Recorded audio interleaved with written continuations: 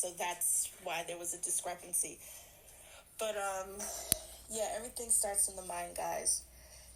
Everything starts in the mind. When I was going through anxiety, and I had bad anxiety, and I was going through anxiety, and I came across this man who teaches, it was called the Linden Method. And he had really bad anxiety, and he figured out, like, through breathing, right? Through breathing, you can learn to calm yourself down and things of that nature. And so when I started doing it, I'm on the phone. You got to give me a second. They're 11 and 4, and they fight like they're like 2 years apart. They got energy. They got energy. Yes, they do. So when I was going through my healing journey, I started the Linden Method, and he teaches you like how to breathe and how to just relax and things of that nature. So I would get a lot of people saying, "Oh, that's not of God. That's not of God. That's not biblical. God doesn't." And then I sat with God, and God was just like, "It's fine. Go ahead. I give you the okay." And what people need to realize is that every person they learn from is not going to have the same belief system as you. The problem is religion, right? What we should be focusing on is the mind and the mindset of the person. How do we get the mind well? How do we get the soul well? How do we... My son's 11, and I'm like, hey, listen, if you can't handle a 4-year-old emotionally, if she's 4 and she's antagonizing you, saying, nah, boo boo, I have a lollipop and you don't know how to navigate that, then I'm concerned. Because at 11, you should be able to say, I can get a lollipop too. Go in the kitchen, grab yourself a lollipop, and call it a day. But if it really affects you, then I have to be concerned about your emotional well-being. So then I have to get to the root of the problem. Why are you so emotional? Because your 4-year-old sister says, nah, boo boo, I have a lollipop. So I have to then get to the mind. And so I have him reading a little small book. I mean, this book is like 32 pages, and it's called Words. And words are so important, and words affect the way you think. It affects everything. Your words, they activate the earth. If you tell yourself, I'm stupid, like I always tell my clients, why do you say F my life? Do you know how powerful those words are? Why do you call yourself a bitch? Do you know how powerful your words are? You should only speak life into your... You should only speak life into your life. You should only speak good. I don't care how bad your day is. Exactly what I'm teaching every time. Your day may suck. It may be a bad day today. But you know what? This is going to be the best day I have, because you have control over your emotions. And over your mouth. Over your mouth. Over your mind. Your emotions is tapped into all that. Right? It's like an umbrella. Right? The little ends of the umbrella.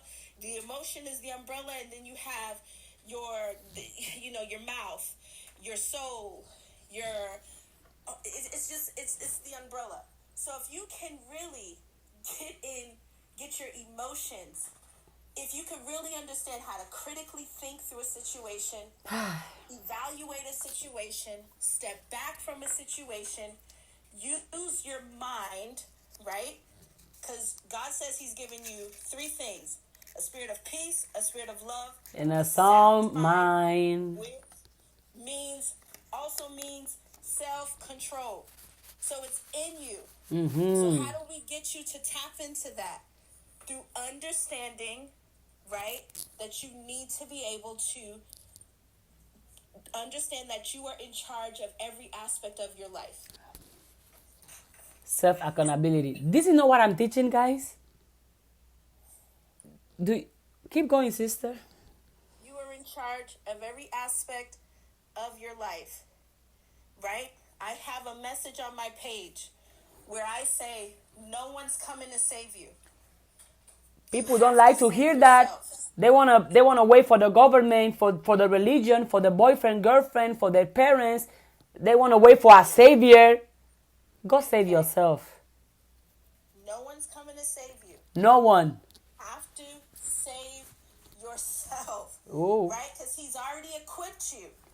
He's saying, Oh I'm my- giving you this. That means it already is yours. It belongs to you already. So it This is is not up what I to meant you to decide how are you going to use what he's given you for good, or use what he's given you for bad, or just not even use it at all. How are you going to use your gifts, your talents? How are you going to use them? Some of you are sitting on them because you're scared, you're fearful, right? You're afraid. You don't think you can because no one else in your family has done it, right? Just continuously allowing the generational curses to continue. Someone has to be the how do you say it? Someone has to be able to be the one to rip the contract. Someone has to be the one to say, put an end to it, to say, okay, no more. It stops with me. It stops with me. It stops with me. Are you going to do it? Yes or no? It stops with me.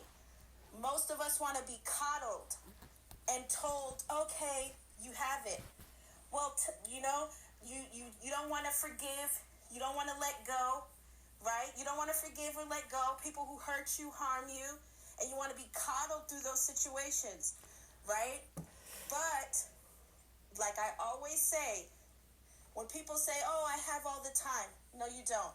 We all have little numbers over our head. So you don't have all the time in the world. You need to forgive people, let it go. And letting go could mean every day letting it go. Forgiveness could look like forgiving them every day until you feel nothing at all, right? It's a mindset. Everything goes back to your mind. Everything.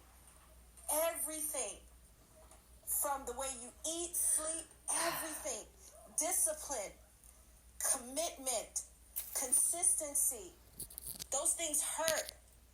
You know what? When I hear and I'm sorry, I always go back to the Bible, but I have to. Don't apologize. Speak your truth. When it says long suffering, love is long suffering. And I said to God, well, how do you suffer with love? And he had to show me it's not necessarily you suffering with someone in love. When he says love is long suffering, right? Meaning, yes, he suffered the ultimate price for you, but I don't have to suffer like Jesus did. So what he means when he says love is long suffering is to be disciplined. When you love yourself, you are disciplined, and discipline does not feel good. And that's why most people quit, because discipline is uncomfortable. But in order to be stretched beyond your comfort, you have to be uncomfortable first. So in order to get to the place where you want to go, you're going to walk through the storm. You're going to walk through the vein. You're going to go through some valleys. You're going to have to climb some mountains. But ultimately, you'll make it to your promised land, right? The Jews, a journey that was supposed to take them 7 days took them 40 years because their minds sucked. They thought they were still slaves. And so God had to show them, okay, you want to do it your way? We're going to do it your way. But it's going to take 40 years. A journey that was supposed to take 7 days because their mindset couldn't get beyond the fact that they were slaves. They thought they were still, they even wanted to go back to Egypt to be slaves. He's showing you. Now you got to go through 40 years of doing it the hard way because you didn't want to get your mind right. Your mind is what's sucky. It's what's keeping you from being prosperous in any area of your life. Beyond money, just even your health, the simple things. I'm 40 years old, right? 40 years young, sister, young. Yeah, but I'm 40, but what I'm going to say is I'm 40 and just getting my driver's license. And people would say, oh my gosh, well, you know what? Hey, better late than never, right? But this is something I could have done in my 20s, right? And I'm 40, just now getting it, just now driving, and made an excuse every day. Oh, I don't drive because I live in New York City. Then I came to the suburbs, right? And then it's like, oh, I don't need to drive because I have my husband. And then my husband leaves me, right? So now you're like, now God's showing you, now you ain't got no choice but to drive. You ain't got a choice but to do it, because no one's gonna come and save you. The Ubers are late, the Lyfts are late, you can't get a Lyft past certain, because now I'm in the suburbs. So no one's gonna save me but myself. He gave me the tools, he equipped me with the tools. Now it's all up to me. Me, not my husband, not my mother, not my father, not my sister, not my brother. It's up to me. Greater is he that is in me than he that's within this world. So he's saying, I already have the greatness in me. And the greatness that's within me is greater what's in the world. So you're already equipped. You just got to learn how to tap into it.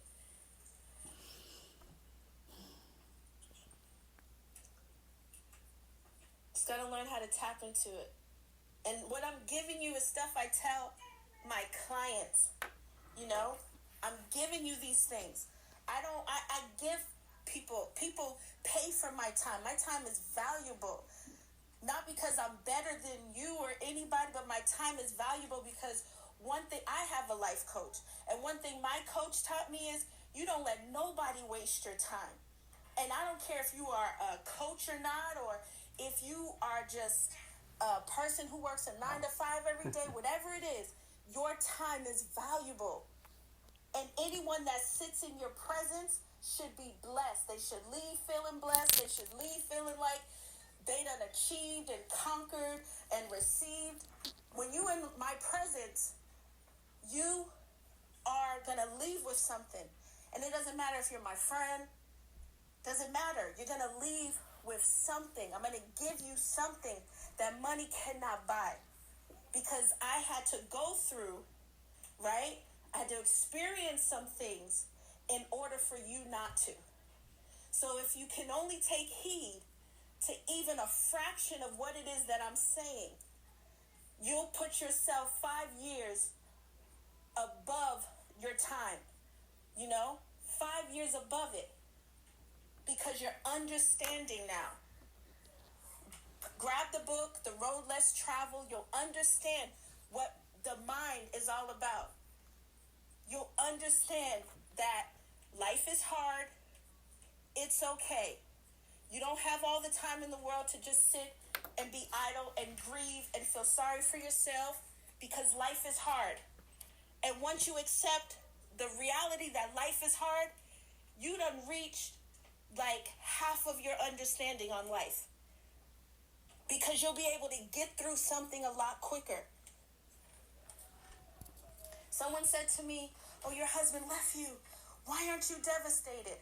Because I promised myself 2 things. My healing journey, I said, God, expedite my healing journey, and I don't want to look like my circumstance.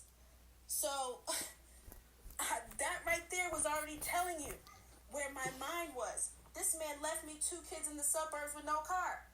So when he left, I didn't say, oh my gosh, my life is over. 13 years I gave to this person, right? But I didn't say, oh my gosh, life is over. I said, expedite my healing journey, and I don't want to look like my circumstance. Okay? That's a powerful mind, because most women wouldn't be able to get out of bed for years if their spouse whom they loved left them hanging high and dry. Your mind is powerful. That's why people don't want to see you grow beyond your circumstance, your experiences, because a powerful mind is a mind to be reckoned with. A powerful mind moves mountains. A powerful mind can say to this mountain, be lifted up and cast it into the sea. A powerful mind can do that.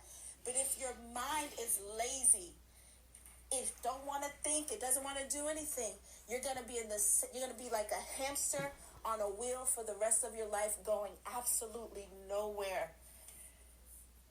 It doesn't take years to get over a broken heart. You're gonna feel it, but it doesn't have to take years. It doesn't have to take years over you losing someone you love. You'll still feel it from time to time, but you don't have to sit in that misery. Because when you have a powerful mind, you understand that life is hard. That's the most important thing. Life is hard. You accept that. You accept that life is hard. It's not always going to go the way you want it to. But when we go crazy and we start punching holes in walls and we start kicking things and acting out of character, it's because we don't understand that life is hard. We don't get it. I'm teaching you something because, first of all, I appreciate you bringing me up here, because this was not the way my life was planned tonight. I was hoping to be in bed by 8 o'clock doing homework because I have some papers to turn in before midnight. So Sorry. that was my plan. But I thank you. Your time is valuable. The first thing people should do, respect your time. Don't let no one waste your time. Not your mother, your father, your sister, your brother, no one. You got to come up. The level up, the glow up isn't you getting boobs and breasts, okay? The glow up is shifting your mind to think brilliantly. That's the glow up. Because once you do that, you are unstoppable. You guys have a blessed night. You too, sister. I'm still listening to you. You gave this is a master class. Whoever was taking notes, you have years of wisdom. You just receive it under less than an hour. And she's a mindset coach. And how much do you charge per hour, sister, if you don't mind sharing? I charge, it depends. Like if you're new, it could be $60. If you're like an older client, it's around $80. Because my older clients, they like to talk. So I give them that opportunity where they can hold my time a little more because they're consistent with seeing me. 60. So, 60. You guys, all this wisdom, $60 is what she charged. Yeah. But she gave it to us for free. $60. Well, if you have ears, I hope you listen. If you didn't listen, okay. And come find me in a couple of years when I'm Dr. Nocella, okay? Couple of years, months. You are already, in my eyes, in my mind, you are already. I already see you as doctorate. Yup. Thank you. And that's the aim. That's what I'm going for. It's going to take some time, but that's what I'm going for. You got it? Is it impossible? For sure. Can anybody stop you? No one. No one can stop you. You are your own worst enemy, and that's for sure. But thank you guys. Check out some of the content. Maybe you'll be moved by it. Maybe you won't. But check out the page. I drop things. Prayer Over Murder on TikTok. Prayer Over Murder on TikTok. Check it out. Prayer over matter, because when people see that, they're like, oh my gosh, you're so... Prayer over matter, what I learned is prayer is constantly staying in a state of gratitude. Prayer is a lifestyle. And it's not just something you do when you're having a problem. It's a lifestyle, right? So it's training your mind to just constantly be grateful. When you look at, this is the last piece, I promise you. When you look at everything, from when you pick up an apple and you put the apple in your mouth and you could just be like, thank you for this apple. You'll start to even appreciate an apple. You'll start to look at life just so differently. You open your window, you see people walking down the street, and you just say, I hope they have a good day today. I hope they're not hurting today. And if they're hurting, God, touch their heart. When you start to just do kind things to people, say kind words over people, just look at every little thing in your life from a different perspective, oh my gosh, the burden will start to be lifted off of your shoulder. You won't feel so much pressure because we're weighed down by stress. But our stress is lifted up by the joy that we feel, by the, not even happiness, because happiness is like a roller coaster. It's up and down, right? But what you want is joy. Joy is consistent. So how do I have joy? I don't care about happiness. I want joy. How do I have that? And once I'm telling you, everything from a little pencil to your water bottle, when you start to look at these things and be thankful, you are praying over everything because you're having a heart of gratitude. So prayer over matter just means staying in a constant state of gratitude, no matter what your situation looks like.